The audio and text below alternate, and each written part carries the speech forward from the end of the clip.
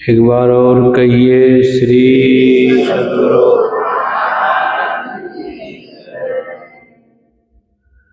आदरणीय सत्संग प्रेमी सदात्माओं, माताओं तथा भक्तिमती बहनों,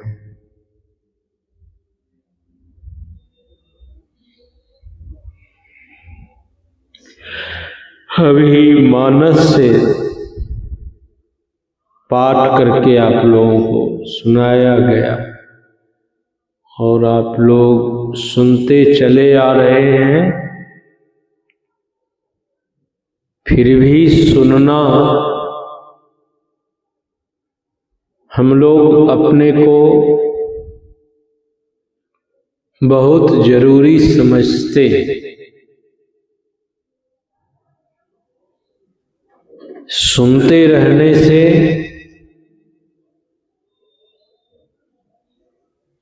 मन साफ होता है।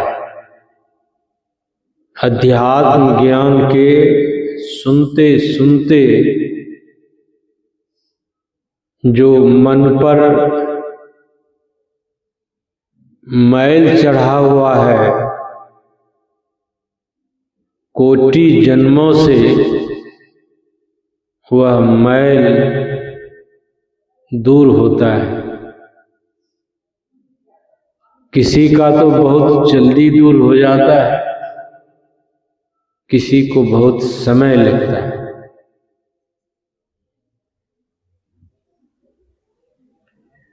जो मनोयोग पूर्वक से सुनते हैं, आस्था रखते हैं, प्रेम रखते हैं कि मैं महापुरुषों के उपदेश सुन रहा हूं,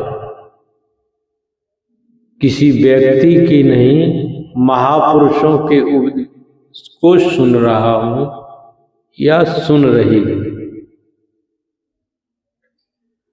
जिनको इतनी श्रद्धा प्रेम है, जब वह सुनता है या सुनती है, उसके अंदर के कलमश दूर होते हैं।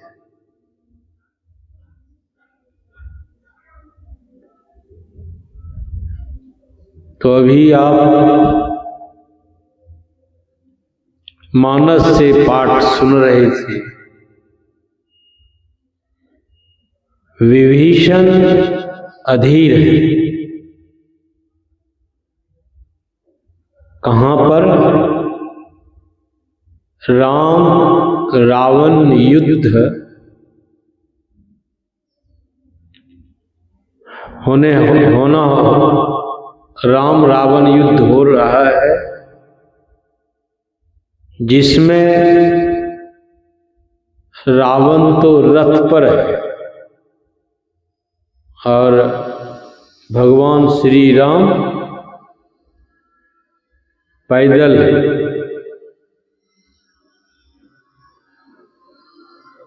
रावण रथी बिरथी रघुवीरा।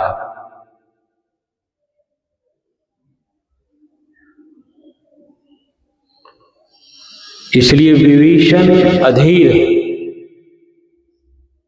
कैसे जीते हैं? ऐसे दुर्दंत राक्षस को भगवान श्री राम कैसे मारेंगे?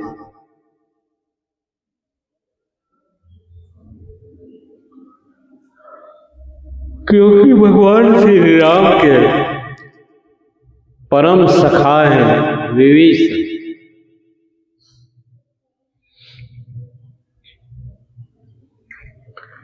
हम लोगों के परम सखा कौन? विचार कर सकते हैं? हम लोगों के परम सखा मित्र कौन है?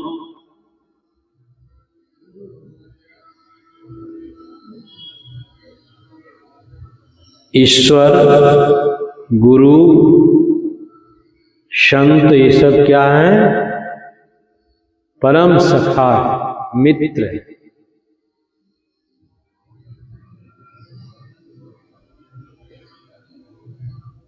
हम लोग जितने भी गुरु भाई बहन हैं, जहां भी हैं, साधना करते हैं, साधना करने में मन नहीं लगता है, तो हम लोग विस्मय हम लोगों को होने लग जाता है कि साधना करता हूं, करती हूं, लेकिन साधना में आगे कहां बढ़ पाती, कहां आगे बढ़ पाता हूं। बहुत विस्मय, संशय होता है।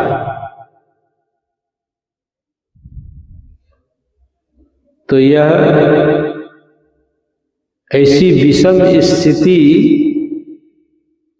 जीवन में, मन में उपजने लग जाते हैं, तो क्या करते हैं, और छोड़ो ये सबको, इस सब से कुछ होने जाने वाला नहीं है।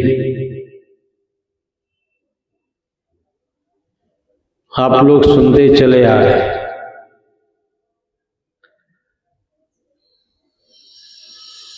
परमाराध्य सदगुरु महर्षि मेही परमहंस जी महाराज के एक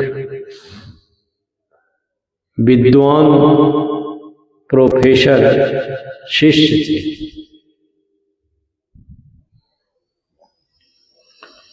गुरु महाराज के दर्शन करने के लिए आए। गुरु महाराज ने उस प्रोफेसर साहब से पूछा कि प्रोफेसर साहब ध्यान करते हैं? बोले नहीं गुरुदेव, ध्यान नहीं करता।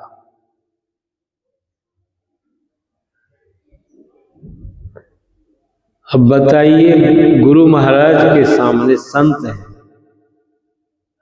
पूछते हैं कि ध्यान करते हैं? नहीं हुजूर, ध्यान नहीं करता। तो क्यों नहीं ध्यान करते हैं? बोले ध्यान करने लग जाता हूं, ना जाने मन किस किस विषय में कैसे कैसे स्थानों में जाता है।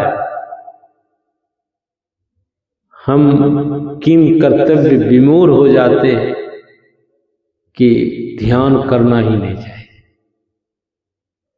प्रोफेसर है,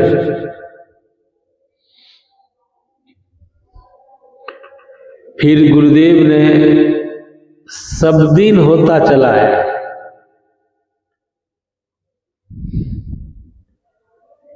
फिर गुरुदेव ने कहा कि साधना करते रहे, साधना को नहीं छोड़िए। तो हमारे सदगुरु महर्षि संत सेवी परमहंस जी महाराज घूमने निकले थे, तो प्रोफेसर साहब भी घूमने निकले। तो हमारे संत सेवी परमहंस जी महाराज ने प्रोफेसर साहब से कहा कि प्रोफेसर साहब, आप बच्चे को पढ़ाते हैं, इंजीनियर, डॉक्टर, प्रिंसिपल बना देते हैं, क्या एक दिन में बन जाता है? मैं भाव सुना रहा हूं। हुजूर क्या कहे थे, मैं भाव आप लोगों के बीच प्रदर्शित करता हूं। बोले हाँ हुजूर। तो आप गुरु महाराज के सामने इस तरह की बात आपने जो की, ध्यान नहीं करता हूं। यदि आप जैसे विद्वान लोग, पढ़े लिखे लोग इस तरह की बात करेंगे तो साधारण लोग क्या सोचेगा?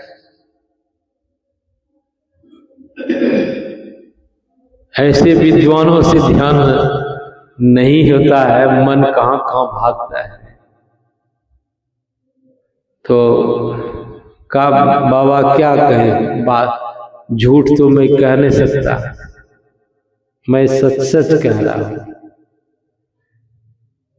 तो संतों की युक्ति भी है। तो हुजूर ने, संतसेवी परमहंस जी महाराज ने कहा कि प्रोफेसर साहब, कभी आप कपड़े को धोए हैं? बोले धोते ही रहता हूं। बोले कपड़े को क्यों धोते हैं? कहा कि उसमें मैल रहता है, कपड़े में मैल रहता है, धोने से मैल निकल जाता है।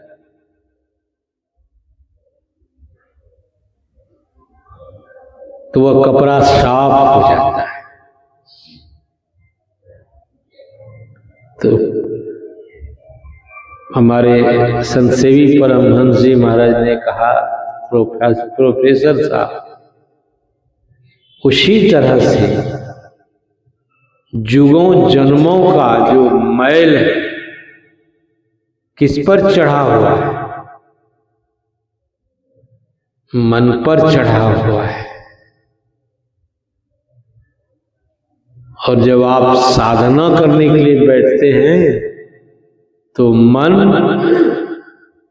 ऐसे ऐसे स्थानों में जाता है,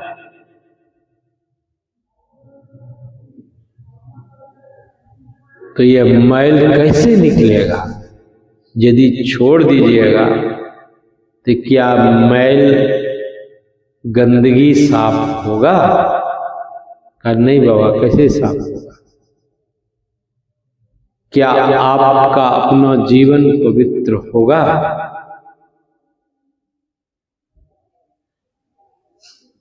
इसलिए साधना करते रहना चाहिए। बहुत तरह से हमारे महर्षि संतसेवी परमहंस जी महाराज ने उस प्रोफेसर साहब को समझाया कि बाबा आप करेंगे।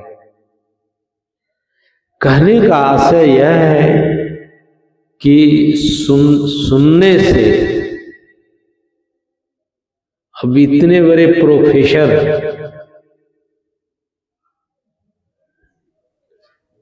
सुनाया गया तो मान गया।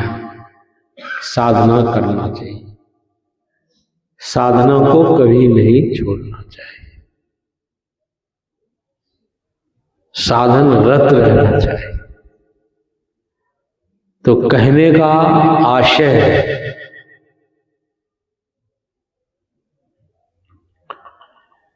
कि अधीर हो जाते हैं साधक कि होगा कि नहीं होगा। आप लोग और भी कथा सुनते आए,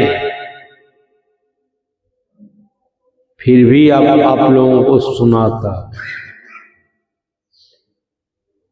एक अरंड वृक्ष के नीचे साधक साधना कर रहा और एक इमली पेड़ के नीचे साधक साधना कर रहा था, या नीम पेड़, ऐसे लोग सुनाते हैं। नीम पेड़ के नजदीक में बैठ करके साधना कर रहा था। उसी रास्ते से नारद जा रहे थे। नारद से भेंट हो गई तो अरण्य वृक्ष के नीचे जो साधक बैठा हुआ था, नारद से पूछा कहाँ जा रहे हैं? विष्णु लोक जा रहे हैं। ठीक है, आप मेरा संदेश लेकर जाइए कि भगवान विष्णु मुझे कब दर्शन देंगे। जो नीम गाछ के नीचे बैठकर साधक साधना कर रहा था, वहां नारद गया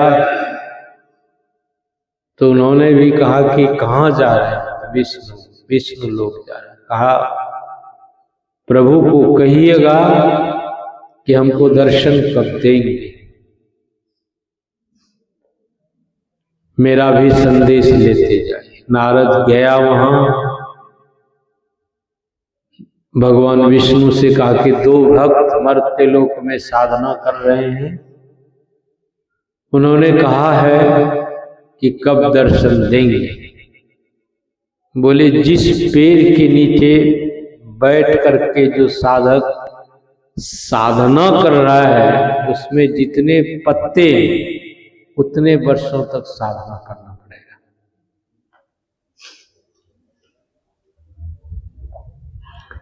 नारद फिर लौटा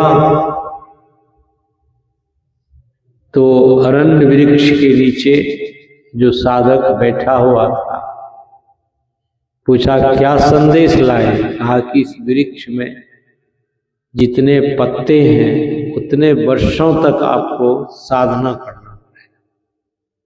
उन्होंने आंख उठाकर देखा बहुत सारे पत्ते। बोले ना घर के रहे ना घाट के रहे, कहीं के नहीं। इतना साधना कौन करेगा, मुश्किल है। वही सेली सुक्ता उठाया, घर को चला गया। और इमली गाछ के नीचे जो साधक साधना कर रहे थे उन्होंने भी पूछा कि प्रभु का क्या संदेश लाए। कहा इस इमली के पेड़ में जितने पत्ते हैं उतने वर्षों तक साधना करना पड़ेगा। अच्छा, खुशी से नाचने लगे। खुशी से ये हो गया कि प्रभु दर्शन देंगे। खुशी से नाचने लग गए। नारद के सामने ही भगवान प्रकट हो गए। महाराज हद हो गया, अभी तो अवे किए हैं, आप तो कह दिए इतने पत्ते का। प्रेम के कारण सारा नियम खत्म हो जाता। प्रेम बिना जो भक्ति है सो निज डिंब विचार। डिंब किसको कहते हैं, सुने हैं? डिंब किसको कहते हैं? इसको भी तो डिंब कहते हैं, लेकिन डिंब का अर्थ क्या है? पाखंड। डिंब का मतलब है पाखंड। जो पाखंड करता है, प्रेम नहीं है,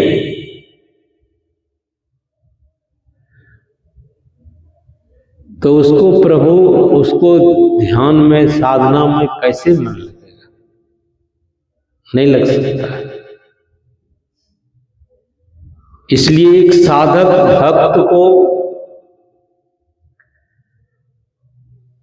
भीतर से प्रेम होना चाहिए। यदि भीतर से प्रेम है तो अवश्य ही प्रभु दर्शन देते हैं। संत सद्गुरु दर्शन देते हैं, नहीं देते हैं सो बात नहीं। और प्रेम नहीं है, पाखंड है, दिखावा है, इससे काम नहीं चल सकता है। बहुत ऐसे शास्त्रों में अब विचार कीजिए कि सबरी थी, गुरु ने कहा था कि राम जी आएंगे, लेकिन यह नहीं कहे थे कि कब आएंगे। सबरी को कितनी आशा भरोसा, राम जी आएंगे। रास्ता साफ करती थी, फूल बिछाती थी, और मीठे मीठे बेर लाकर रखती थी कि प्रभु श्री राम आएंगे। बहुत दिन हो गया ये सब करते हुए सबरी को। हम लोग क्या दिन में उगता जाएंगे? 2-4 रोज किया, नहीं हुआ, छोड़ो सब। ये सब प्रसंग यही दिखाता है, जितने भी भक्त हुए प्रेम, इतना प्रेम होता है, इतना प्रेम होता है, चाहे संसार उसके तिरस्कार करने में लगा रहे, संसार उसको उद्विग्न करते रहे, संसार उसको प्रताड़न करता रहे, फिर भी उससे भयभीत नहीं होते। वह तो प्रभु के चरणों में अपने मन को जोड़े हुए रहता है। तो आज यही उपदेश भगवान श्री राम ने विभीषण को दिया है।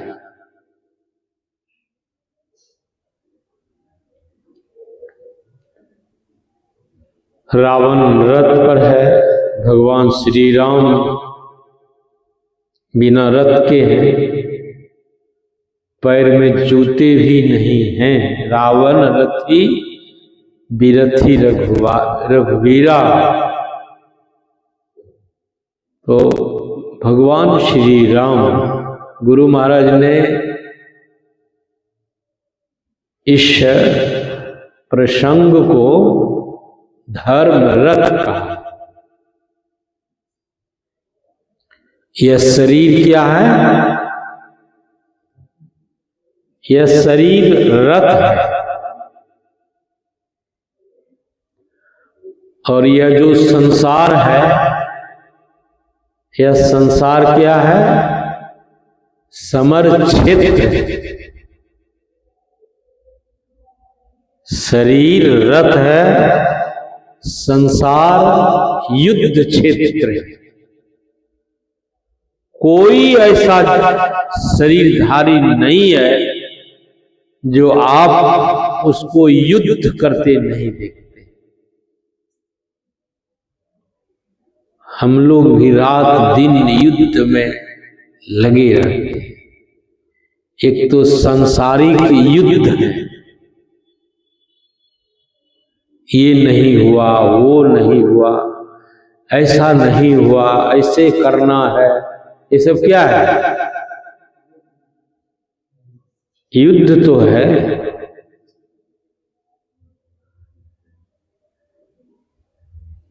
तो चाहे हम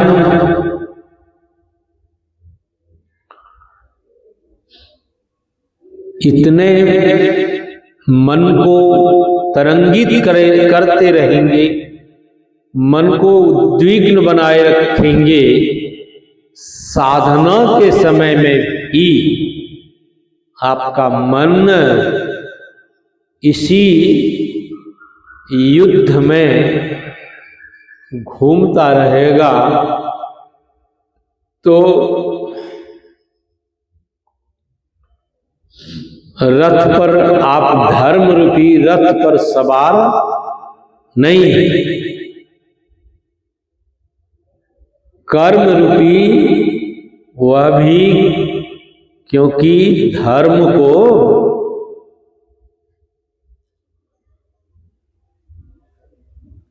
धर्म किसमें जुड़ जाता है? कुधर्म, उसमें भी धर्म जुड़ा हुआ। सुधर्म, धर्म को हम कुधर्म भी कह सकते हैं, सुधर्म भी कह सकते हैं।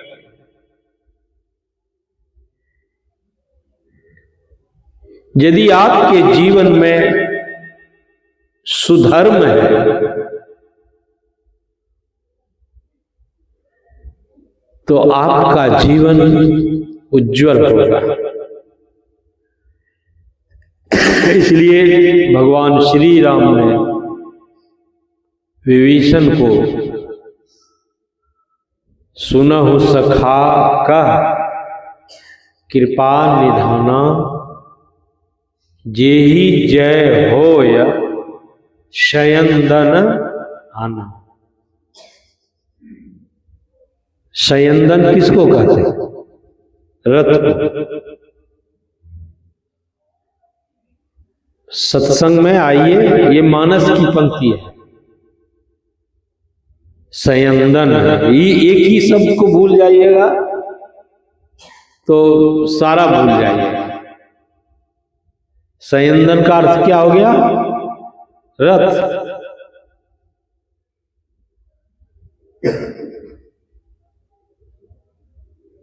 हे सखा, कौन कह रहे हैं? भगवान श्री राम।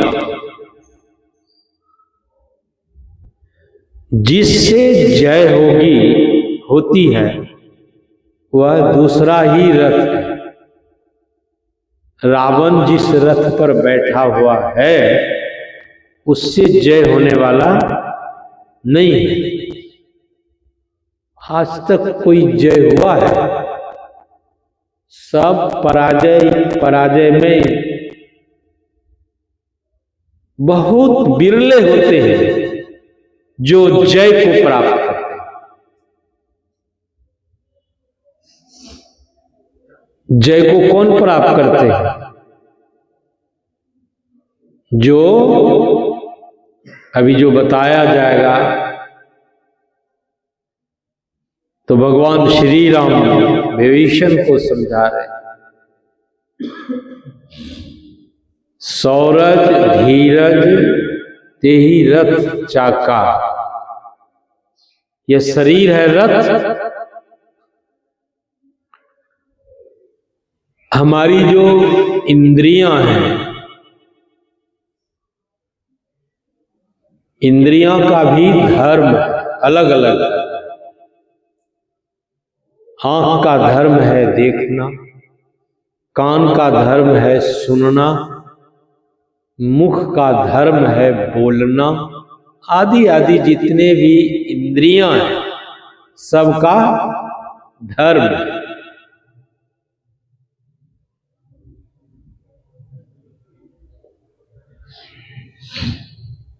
मन का भी धर्म है और शरीर का भी धर्म नहीं। ऐसे तो मन इंद्रियां ही है, फिर भी अलग करके दिखाया जाता है। तो मन का भी धर्म है और शरीर का भी धर्म है।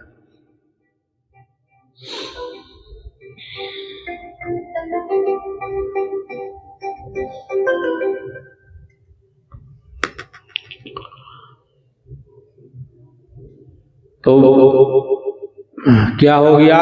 भगवान श्री राम विभीषण से कह रहे हैं कि जो रथ है जिससे जीत होती है, उस रथ के दो पहिए, सौरज और धीरज। उस रथ में पताका होता है, सत्यशील दृढ़ ध्वजा पताका। घोड़े होते हैं, बल विवेक दम परहित घोड़े। बल विवेक दम परहित घोड़े। कितने घोड़े हैं? 4। घोड़े को छोड़ दीजिएगा ऐसे तो कहाँ ले जाएगा पता है, लेकिन उसको रस्सी से बांध कर रखते हैं। ये भगवान श्री राम विभीषण को समझा। क्षमा, कृपा, समता, रजु। रजु किसको कहते हैं? रस्सी। क्षमा, कृपा, समता, रजु जोड़े। इस बार ये आप लोगों को सुनाए। रथ पर सारथी होते हैं और एक रथी होते हैं।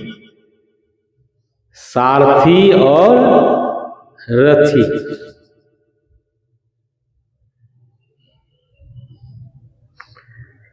रथी होते हैं जो रथ पर बैठकर तीर का संधान करते हैं, और जो सारथी होते हैं उसके हाथ में रथ का बागडोर रहता है। ईश भजन सारथी कौन है? ईश का जो भजन है, ईश किसको कहेंगे? परमात्मा को, ईश्वर। ईश भजन सारथी। कैसा सारथी है? सुजान है, चतुर है। जैसे यदि सारथी भगवान कृष्ण नहीं होते तो अर्जुन क्या करता है? क्या वह उतने उतने जो महारथी भीष्म पितामह जैसे, गुरु द्रोणाचार्य जैसे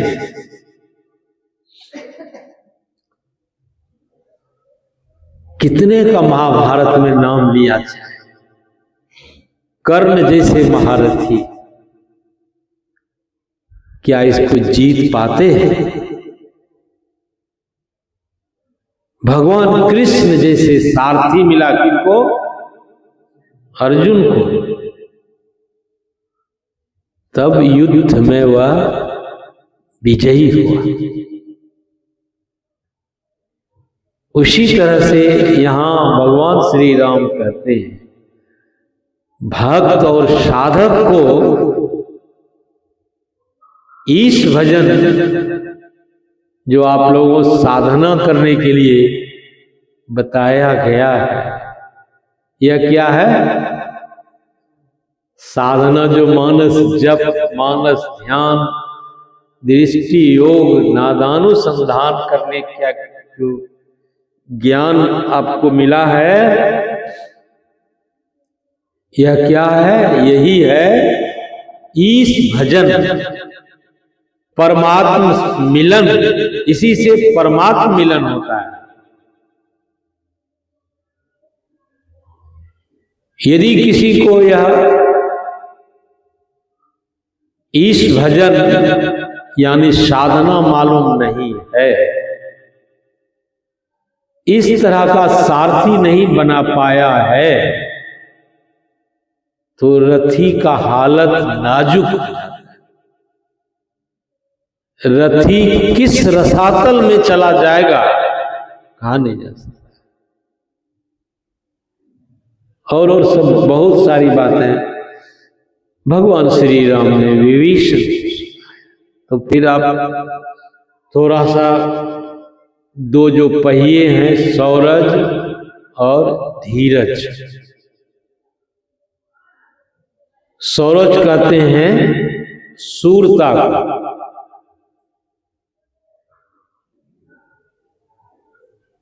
सूर संग्राम देख भागे नहीं। जो सूर होते हैं वह संग्राम को, युद्ध को देखकर भागते नहीं, पीठ नहीं दिखाते, लड़ेंगे, पीठ नहीं दिखाते।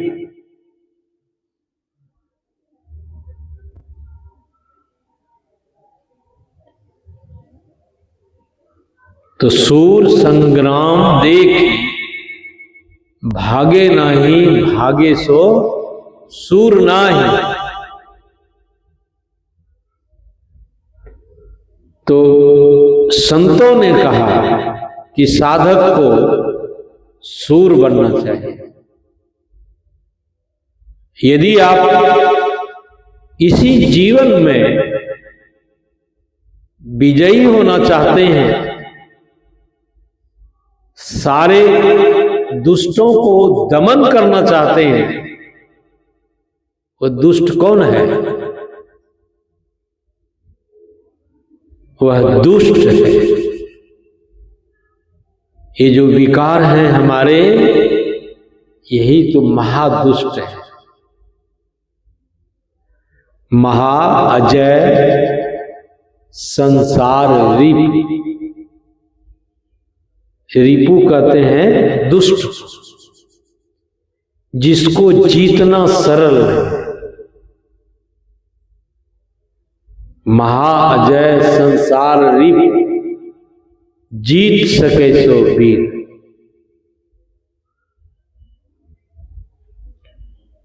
यह जो रिपु है, दुष्ट है, इस दुष्ट को संत लोग बड़े जोरदार शब्दों में सुनाते समझाते हैं। संतों ने और भी कहा है,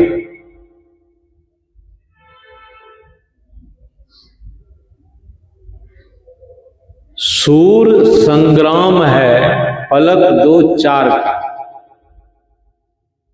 सूर का जो संग्राम है, युद्ध है, कितने का है? सूर संग्राम है पलक दो चार का। सती संग्राम पल एक लाख। सती भी कम नहीं थी। साध संग्राम है रैन दीन जूझना। साध संग्राम है रैन दीन जूझना, रात में भी और जूझना है, युद्ध करना है। बोले वह फुर्सत कहां है? फुर्सत है ही नहीं। यदि इस तरह से टाल मटोल रहेगा तो फुर्सत हो सकता है कभी जीवन में।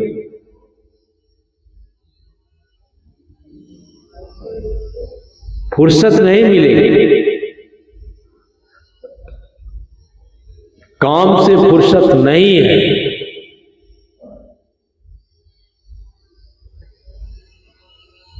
इसलिए साध संग्राम है रैन दीन जूझना। इसलिए संत लोग जोर देकर कहते हैं, जो रैन रात में जूझता है, युद्ध करता है, दिन को हरि सुमिरन करो, रैन जाग कर ध्यान। दिन को सुमिरन करो, यह जूझना है, युद्ध करना है। साध संग्राम है रैन दीन जूझना। इतना सा ही नहीं कहा, जन्म पर्यंत का खेल है। एक जन्म कौन कहे? याद दिलाते हैं संत लोग। हम लोग तो एक दो रोज में ही घबरा जाते। संत कहते हैं जन्म पर्यंत का खेल है। यह जो खेल है, यह जो युद्ध है, जन्म पर्यंत। प्रेम को बढ़ाते चलिए, साधना में संलग्नता को छोड़िए नहीं, बिल्कुल संलग्न होकर जब जब समय मिले, जिस जिस समय जिस क्षण समय मिले अवश्य ही इस युद्ध के लिए तैयार।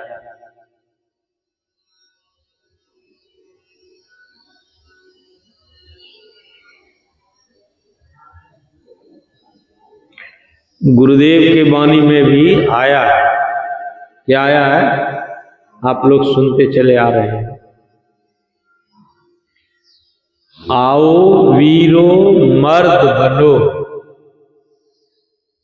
गुरु महाराज ने और भी तरह से समझाने की चेष्टा की।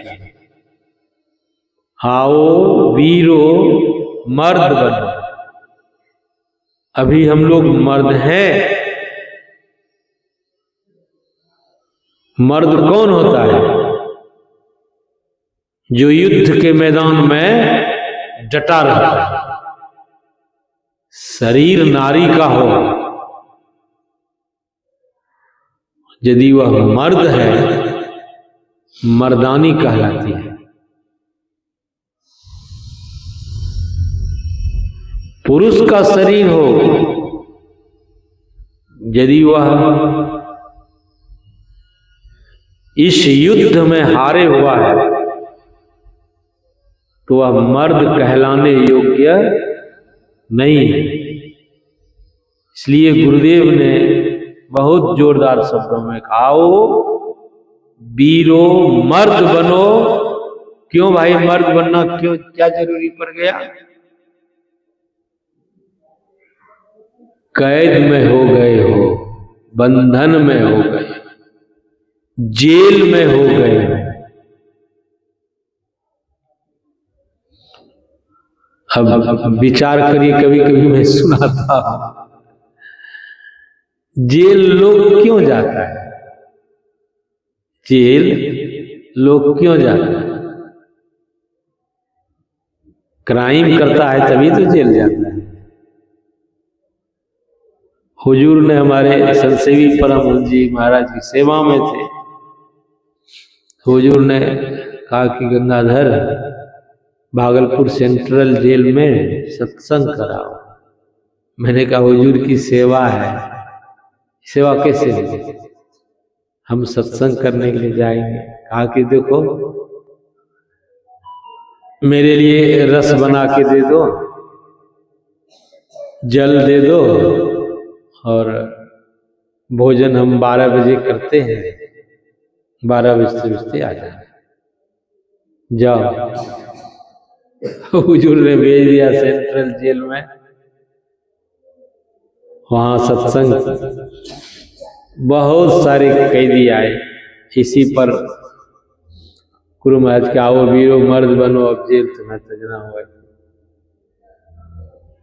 जितने कैदी थे सब का बाबा ऐसा कोई सुनाने के लिए आया ही नहीं था।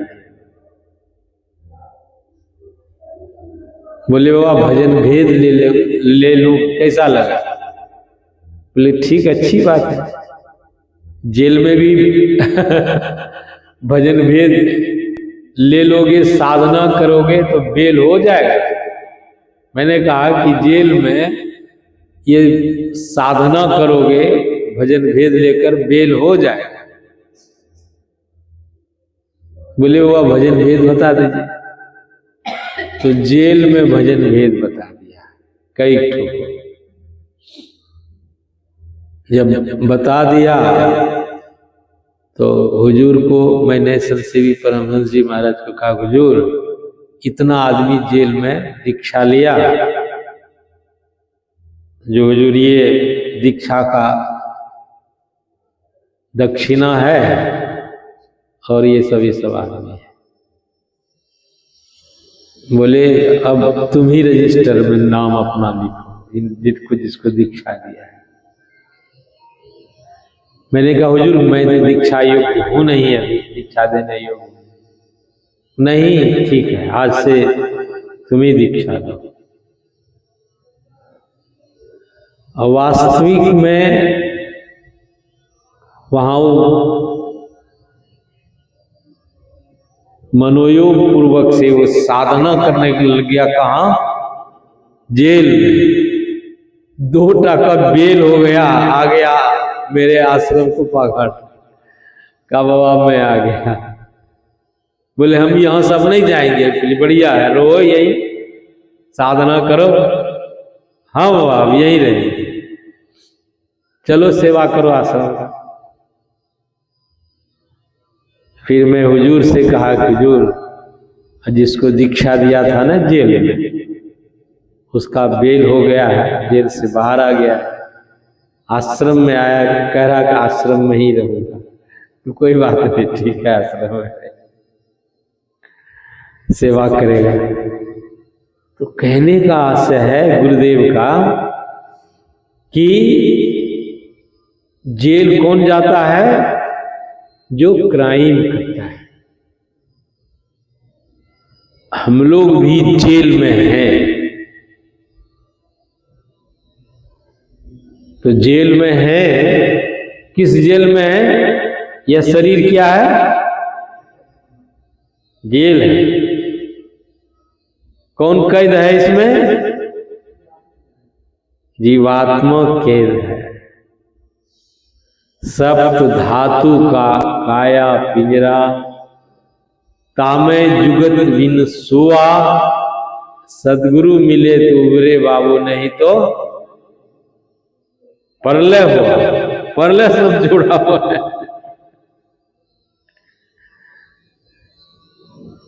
सदगुरु मिले तो शरीर 7 धातुओं से बना, रस, रक्त, मांस, मेद, मज्जा, अस्थि, वीर्य। और इसमें जीव रूपी सुग्गा कब से पड़ा कैद। इस जीव रूपी सुग्गा को युक्ति के द्वारा, जो संत लोग युक्ति बताते हैं, युक्ति के द्वारा इस शरीर से निकल जाने का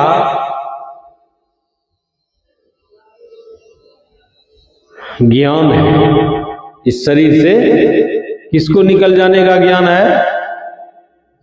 जीव को निकल जाने का ज्ञान है, शक्ति, लेकिन बिना युक्ति से नहीं। इतनी शक्ति हमारे परमाराध्य सदगुरु महर्षि में ही परमहंस जी महाराज भोजन ले रहे थे।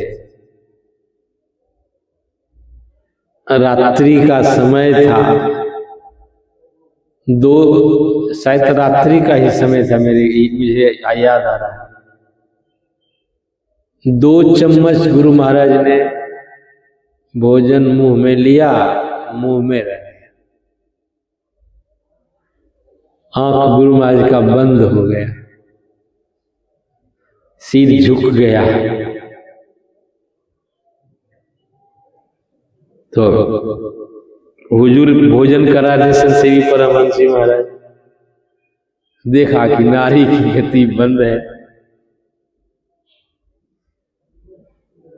तो हुजूर का संसेवी परमहंस जी महाराज कहने लगी, गुरु महाराज से देखते हैं कि शरीर में है ही नहीं। इतना ही कहा तो गुरु महाराज है, क्या तुम कहते हो मेहिदास मर गया? इतना अब कैसी युक्ति है शरीर में निकल जाती। तो शरीर से हम निकल जा सकते हैं, प्रवेश कर सकते हैं।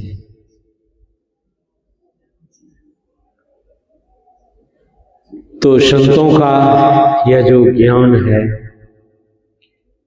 गुरुदेव क्या कहते हैं? आओ वीरो मर्द बनो, अब जेल तुम्हें तजना होगा। कैसे तजेंगे?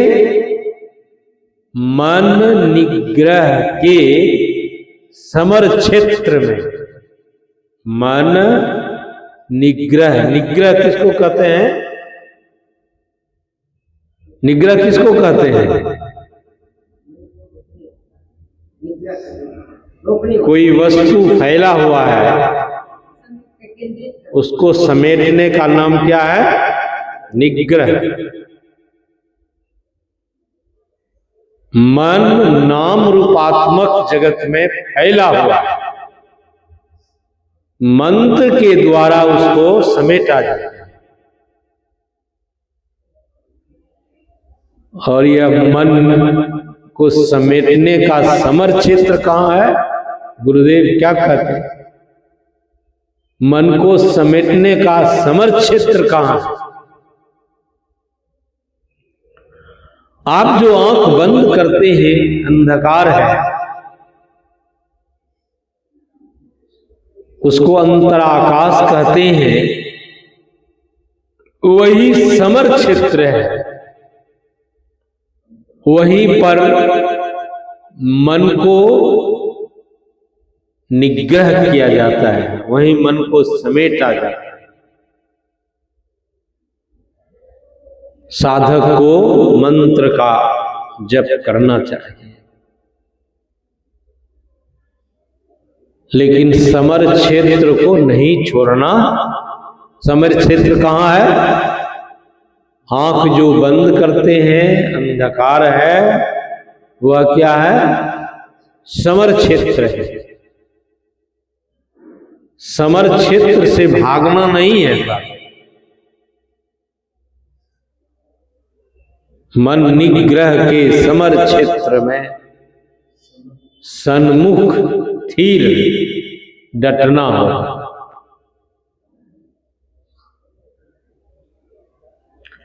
अब सन्मुख किसको कहेंगे?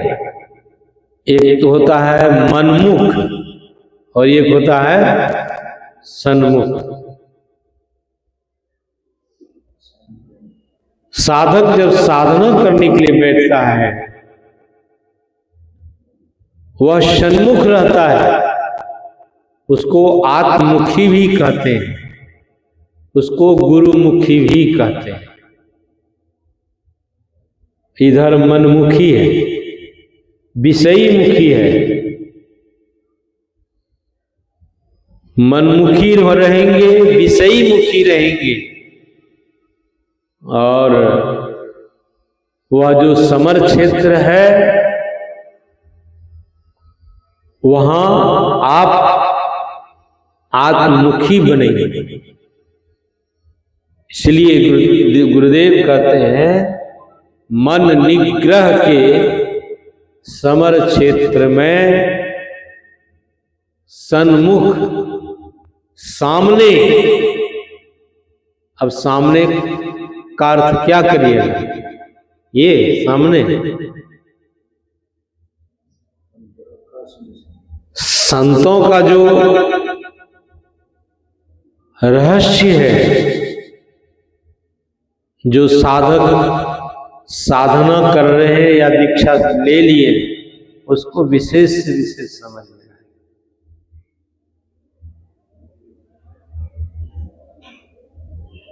तो सन्मुख सामने, यह सामना नहीं है। आंख बंद करते हैं, वह जो अंधकार है वह किधर है? पूरब में है कि पश्चिम में है कि उत्तर में है कि दक्षिण में है? किस कोने में है? ये तो भगवान कृष्ण ने भी तो गीता में उपदेश दिया। किसको दिया? कोई दिशाओं को नहीं देखते हुए देखना, तो वह हो जाएगा देखना है, लेकिन वहां कोई दिशा नहीं। कोई कहते हैं कि यहां देखिए, कोई कहते हैं यहां देखिए, कोई श्वास को देखने के लिए कहते हैं, कोई पीछे देखने के लिए कहते हैं, कोई यहां देखने के लिए कहते हैं। अब कैसा रहस्य है? भगवान श्री कृष्ण ने, वही हमारे परमाराध्य सद्गुरुदेव जी महाराज। सामने देखना है लेकिन कोई दिशा नहीं। यदि दिशा को लाइएगा तो मन बिखरा हुआ रहेगा, मन का सिमटाव नहीं होगा। मन निग्रह के समर क्षेत्र में सन्मुख थीर डटना होगा। डटना होगा, ऐसा नहीं कि हटना होगा। साधक जब साधना करता है, किसी महात्मा ने सुना है कि साधक जब साधना करता है, साधना करने में मन लगा हुआ है, तो यहां तक उन्होंने कहा कि उनका अपना अनुभव, घर में लाश पड़ा हुआ है। लाश समझ रहे हैं आप लोग? यानी परिवार के किसी सदस्य का शरीर नहीं है। यदि साधना में मन लग रहा है तो साधना करते रहना चाहिए। लोग कहेगा बेवकूफ है, लेकिन साधना हमेशा नहीं बनता है। इसलिए साधक जब साधना करने में उसको मन लग जाए तो बिल्कुल साधना में मन को लगाए रखना चाहिए। तभी उसके अंदर में दामिन दम के, चंदा चमके, सूरज तपे ज्योति मंडल, इस मंडल से आगे वीरो और तुम्हें पढ़ना हो। तो साधक का जीवन ऐसा ही होता है। मात्र नाम लिखा लेने से नहीं होगा, साधना करिए। साधना में अब कितनी बातें करिए। रथ की एक पहिए की बात है, इसके लिए दूसरा पहिया क्या है? धीरज। सूरज को थोड़ा सा समझाए, धीरज। धीरज किसको कहते हैं? धीरज धर्म मित्र और चाठो वाला। धीरज धर्म मित्र और नारी। कब परखा जाता है इसको? आपत्ति काल में। आपत्ति काल में जिसको धीरज है,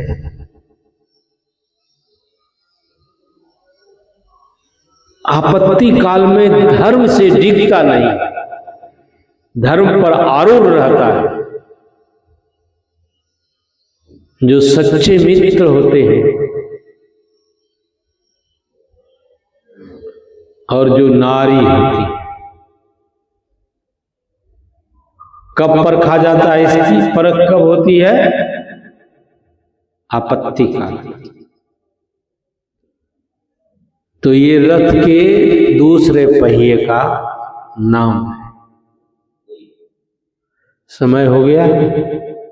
हो गया समय। श्री सद्गुरु महाराज जी।